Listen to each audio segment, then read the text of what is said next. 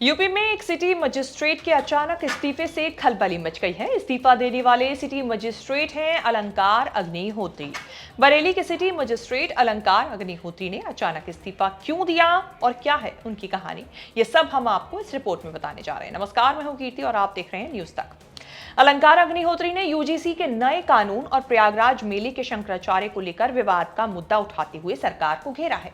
अलंकार ने कहा कि वो यूजीसी की तरफ से लाए गए नए नियमों और प्रयागराज में शंकराचार्य और संतों के साथ हुए व्यवहार से काफी आहत हैं। इस्तीफा देने से पहले अलंकार अग्निहोत्री ने अपने सोशल मीडिया अकाउंट पर एक पोस्ट शेयर की थी। इसमें वो एक पोस्टर पकड़े हुए हैं। इस पोस्टर में लिखा है, काला कानून वापस लो, शंकराचार्य और संतों का अपमान नहीं सहेगा हिंदुस्तान और बॉयकॉट बीजेपी। अलंकार अग्निहोत्री मूल रूप से कानपुर के रहने वाले हैं और 2019 बैच के पीसीएस अधिकारी हैं। इन्होंने बीटेक और एलएलबी की पढ़ाई की है। साल 2019 में सिविल सेवा में आने के बाद अलंकार ने यूपी के उन्नाव, बलरामपुर और एटा में डिप्टी कलेक्टर के तौर पर काम किया। इसके बाद ये लखनऊ में सहायक नगर आयुक्त यानी असिस्टेंट म्युनिसिपल कमिश्नर रहे और पिछले साल मई में इनकी तैनाती बरेली में सिटी मजिस्ट्रेट के तौर पर हुई थी।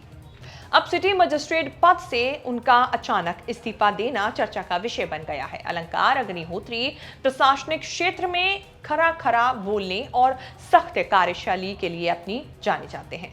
बताया जा रहा है कि अलंकार ने पहले ही अटेम्प्ट में पीसीएस का एग्जाम क्लियर कर लिया था। सरकारी नौकरी की तैयारी से पहले इन्होंने 10 साल तक आईटी सेक्टर में कंसल्टेंसी की नौकरी भी की।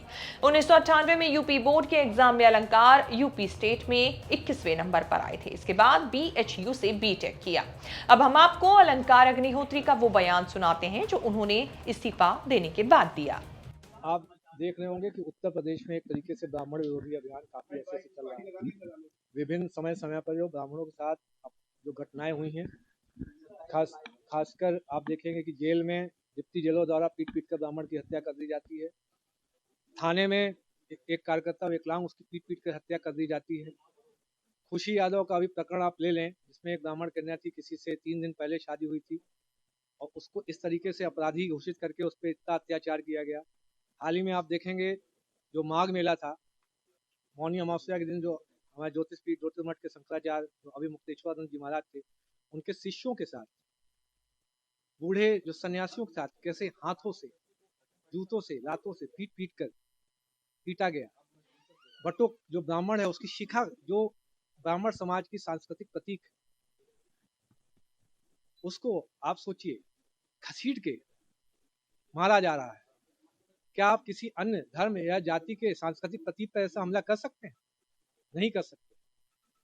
दूसरा जो प्रकरण है, यूजीसी का जो रेगुलेशन है 2026 का, जो 13 जनवरी को जो गजट रिलीज हुआ है, उसमें सामान्य वर्ग के अभ्यर्थी जो या विद्यार्थी जो यूनिवर्सिटी में पढ़ेंगे, उनको स्वघोषित अपराधी मान लिया गया।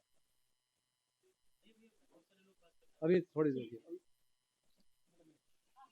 अपराधी मान लिया गया है। आपको क्या लगता है कि सामान्य वर्ग का आदमी जो अभ्यर्थी है, विद्यार्थी अपराधी है?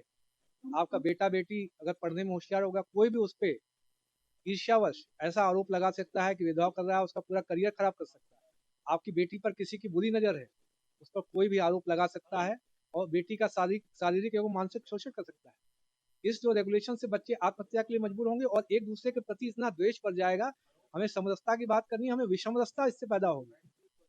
तो इन सबसे जो दोनों प्रकरण है, इससे सबसे ज्यादा असंतोष जो मेरे माननीय विधायक, माननीय जो एमपी एमएलए हैं, जो हमारे ब्राह्मण समाज के हैं, जिनके द्वारा कोई भी वक्तव्य या कोई भी विरोध दर्ज नहीं किया जा रहा है और एक तरीके से वो कॉर्पोरेट कंपनी के एम्प्लॉय के रूप में काम कर रहे हैं। जब तक कॉर्पोरेट कंपनी के सीईओ नहीं बोलेंगे, तब तक उनका दायां या बायां हाथ नहीं लेगा। अभी भी उनसे आह्वान है, यदि वो चाहते हैं कि समाज के साथ खड़े होना, तो अभी मेरा उनसे आह्वान है, थोड़ी सी रीढ़ शर्म हया बची हो तो अपने समाज के साथ खड़े हों और अपना त्यागपत्र देके, यदि आपसे जमात नहीं खुल पा रही है तो आप त्यागपत्र देके समाज के साथ खड़े हो जाए। अगला सिस्टम ये इनके जो हमारे माननीय जनप्रतिनिधि हैं, उनके जो भी उनका निर्णय या प्रतिक्रिया है, उस पर डिपेंड करेगा। अलंकार अग्निहोत्री ने अपने इस्तीफे में क्या लिखा है, अब हम आपको वो बताते हैं। उन्होंने लिखा, मैं अलंकार अग्निहोत्री वर्तमान में उत्तर प्रदेश प्रांतीय सेवा में 2019 बैच का राजपत्रित अधिकारी हूं।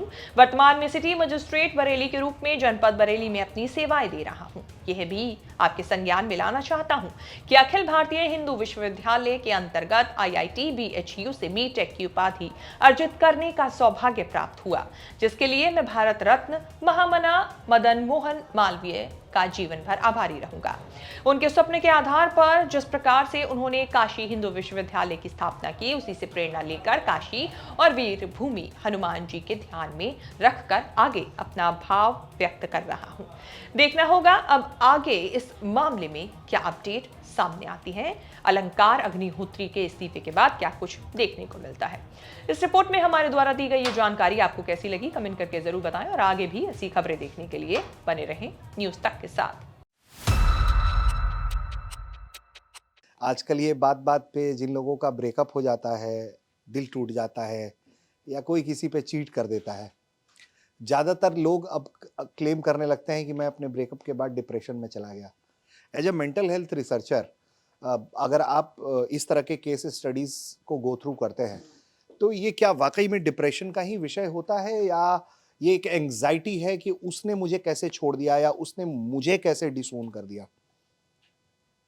जी, केस बाय केस है ये तो।